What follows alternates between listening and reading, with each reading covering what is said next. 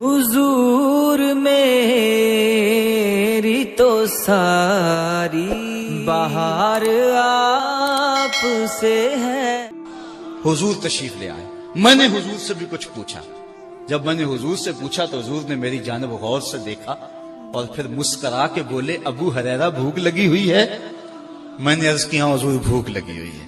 تو چونکہ مسئلہ میرا یہی تھا، کہا پھر آ جاؤ میرے ساتھ۔ پھر وہ واقعہ آپ نے علماء سے سنا ہے کہ دودھ کا ایک پیالہ تھا اور 70 آدمی پی گئے۔ کہتے ہیں حضور نے پوچھا گھر والوں کو کچھ ہے؟ کہا دودھ ہے۔ کہا ابو ہریرہ جو صفہ پہ بیٹھے ان کو بھی بلا لاؤ۔ آقا کو ایک کا نہیں سب کا ہی خیال ہے۔ اللہ اکبر۔ کہتے ہیں میں پریشان ہو گیا، دودھ کا ایک پیالہ اور یہ 70 آدمی ہیں، ایک ایک گھونٹ بھی نہیں آئے گا، لیکن حکم تھا تعمیل کی، بلا لایا۔ حضور نے پیالہ میرے ہاتھ میں دیتے ہوئے کہا دائیں سے شروع ہو جاؤ۔ کہتے ہیں میں جب دائیں سے شروع ہوا، ایک کو دودھ دیا، اس نے سیراب ہو کے پیا، ایک قطرہ بھی کم نہ ہوا۔ میرے دل کو تسلی ہو گئی۔ میں نے کہا دودھ کا تعلق کوثر کی نہر سے جڑ گیا ہے۔ حضرت ابو ہریرہ فرماتے پھر دوسرے نے پیا، تیسرے نے پیا، 70 آدمی دودھ پی گئے۔ پھر فرمایا ابو ہریرہ اب کون باقی؟ عرض کی حضور ایک میں باقی، ایک آپ باقی۔ فرمایا ابو ہریرہ اب تم پیو۔ کہتے ہیں میں نے پیا، سیراب ہو کے پیا۔ حضور فرمایا ابو ہریرہ اور پیو۔ کہتے ہیں میں نے اور پیا۔ پھر حضور نے فرمایا ابو ہریرہ اور پیو۔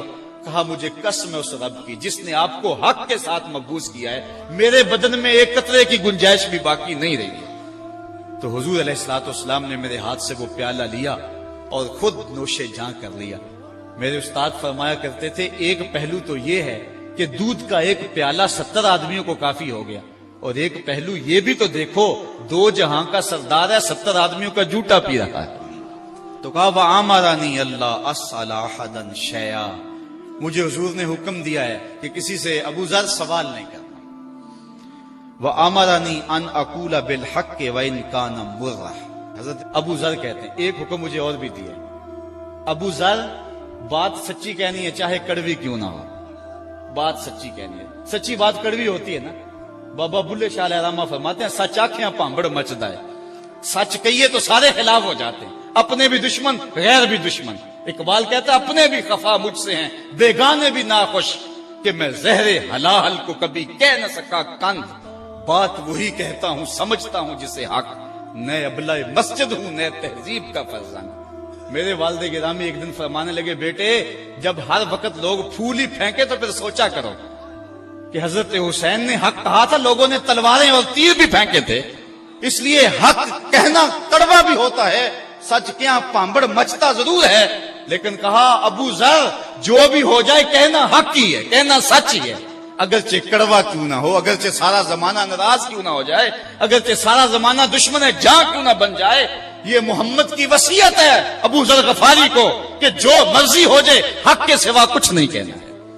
یہ مجھے حکم دیا، حضرت ابو ذر کہتے ہیں وَآمَرَنِي أَنْ أَقُولَ بِالْحَقِّ وَإِنْ كَانَ مُرًّا، اگرچہ کڑوا بھی ہو میں نے حق ہی کہنا ہے۔ وَآمَرَنِي أَلَّا أَخَافَ فِي اللَّهِ لَوْمَةَ لَائِمٍ، حضور نے مجھے ایک حکم یہ بھی دیا، کہا ابو ذر اللہ کے راستے میں کسی ملامت کرنے والے کی ملامت سے نہ ڈرنا۔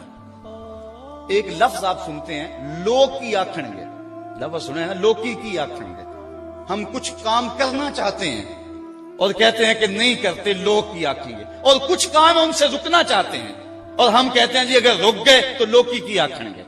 تو فرمایا اے ابو ذر لا اخاف فی اللہ لومۃ لائم، یہ حضرت ابو ذر غفاری کہتے ہیں حضور نے مجھے کہا جب اللہ کا معاملہ آ جائے پھر کسی ملامت کرنے والے کی ملامت سے نہ ڈرنا، جو رب کی رضا کا سبب ہو وہی کر گزرنا۔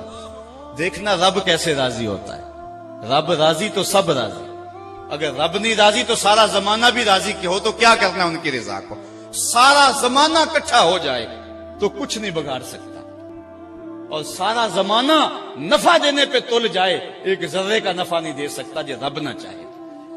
اس لیے حضرت شیخ سعدی شیرازی فرماتے ہیں بعض اوقات بندہ اللہ کو ناراض کر کے خلق کو راضی کرتا ہے، اللہ اسی مخلوق کو اس کے اوپر مسلط کر دیتا ہے، اسی مخلوق کو اس کے اوپر مسلط کر دیتا ہے۔ کہا ہے ابو ذر میری یہ نصیحت بھی سنو کہ اللہ کے راستے کے اندر کبھی بھی ملامت کرنے والے کی ملامت سے ڈرنا نہیں ہے۔ وَآمَرَنِي أَنْ أَكْثِرَ مِنْ قَوْلِ لا حول ولا قوة الا باللہ فإنہن من کنز تحت العرش، اے ابو ذر آخر میں تمہیں ایک وظیفہ بھی بتاؤں، کثرت کے ساتھ لا حول ولا قوت الا باللہ پڑھنا۔ یہ حضور نے حضرت ابو ذر سے کہا کثرت کے ساتھ یہ وظیفہ پڑھنا۔ کہا یہ وظیفہ کوئی چھوٹا وظیفہ نہیں ہے، فَإِنَّهُنَّ مِنْ كَنْزِ تَحْتَ الْعَرْشِ، کہا عرش کے نیچے جو خزانہ ہے نا، یہ لفظ وہاں سے آئے ہیں۔ عرش کے نیچے جو اللہ کا خزانہ خاص ہے، لا حول ولا قوت الا باللہ، یہ لفظ وہاں سے آئے۔ علماء نے کہا ہے، حدیث میں آتا ہے کہ لا حول ولا قوت الا باللہ 99 بیماریوں کا علاج ہے، 99 روحانی بیماریوں کا علاج ہے، جس میں سب سے کم درجے کی بیماری غم اور ہم ہے۔ تو کہا یہ کثرت کے ساتھ وظیفہ پڑھنا اور کثرت کے ساتھ یہ بات کہنا، اس لیے کہ یہ عرش کے خزانے کا تحفہ ہے جو تمہیں دیا گیا ہے۔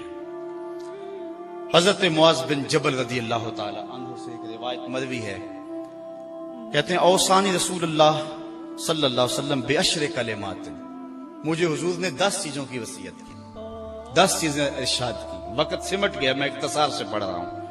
قال لا تشرک باللہ شیئا وان قتلت وحرقت، ایک تو اللہ کے ساتھ کسی کو شریک نہیں ٹھہرانا، چاہے تجھے قتل کر دیا جائے یا آگ میں جلا دیا جائے۔ دوسری بات ولا تاس والدیک وان امراک ان تخرج من اہلک ومالک، کہا والدین کی نافرمانی نہیں کرنی، چاہے تیرا مال اور تیرے بچے گھر سے نکال کے پھینک دیں، تجھے گھر سے نکال دے بچوں سمیت اور مال سمیت، لیکن ماں باپ کی نافرمانی نہیں کرنی ہے۔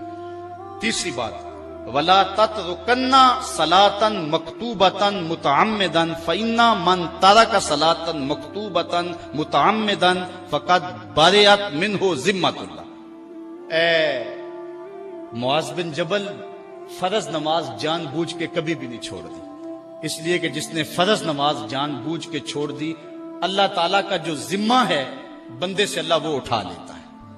اب اللہ کا کوئی ذمہ نہیں رہا، جدھر مرضی جائے بندہ۔ فرمایا چوتھی چیز ولا تشربن خمرا فإنه راس كل فاحشۃ، معاذ بن جبل ساری زندگی شراب نہیں پینی، ہر برائی کی جڑ ہی یہ ہے۔ پانچویں چیز فرمائی وَإِيَّاكَ وَالْمَعْصِيَةَ فَإِنَّ بِالْمَعْصِيَةِ حَلَّ سَخَطُ اللَّهِ، اللہ کی نافرمانی سے بچنا، اللہ کی نافرمانی کرو گے تو اللہ کی ناراضگی درست ہو جائے گی تمہارے اوپر۔ چھٹی چیز فرمائی وَإِيَّاكَ وَالْفِرَارَ مِنَ الزَّحْفِ وَإِنْ هَلَكَ النَّاسِ، کہا جب جنگ لگی ہو تو لوگ کٹ کٹ کے گر بھی رہے ہوں لیکن تو میدان چھوڑ کے نہیں بھاگنا۔ معاذ بن جبل، ساتویں بات سن لو وَإِنْ أَصَابَ النَّاسَ مَوْتٌ فَاصْبُتْ، اگر کسی علاقے میں موت آ جائے اور تم بھی ادھر ہو تو پھر لوگوں کو چھوڑ کے بھاگنا نہ، وہیں رہنا۔ اگر زندگی ہوئی تو بیماری تیرا کچھ بگاڑ نہیں سکے گی، اور اگر زندگی نہ ہوئی تو موت سے بھاگ نہیں سکے گا، اس لیے تو وہی جمع رہنا۔ آٹھویں چیز سن لے وَأَنفِقْ عَلَىٰ أَهْلِكَ مِن طَوْلِكَ، اپنے بال بچوں پہ کھل کے خرچ کیا کرنا، اپنی اولاد پہ اپنی حیثیت کے مطابق کھل کے خرچ کرنا۔ نویں چیز بھی سن لے وَلَا تَرْفَعْ عَنْهُمْ عَصَاكَ أَدَبًا، اپنی اولاد کو تربیت سکھانے کے لیے اپنا ڈنڈا جو ہے اس کو نہ توڑنا، اپنا عصا جو ہے اس کو ایک سائیڈ نہ رکھ دینا، بلکہ جو ہے ادب کے لیے، ان کو تعظیم سکھانے کے لیے جو ہے وہ اپنا ڈنڈا اپنا کوڑا لٹکا کے رکھنا، تاکہ ان کے سینے میں خوف رہے۔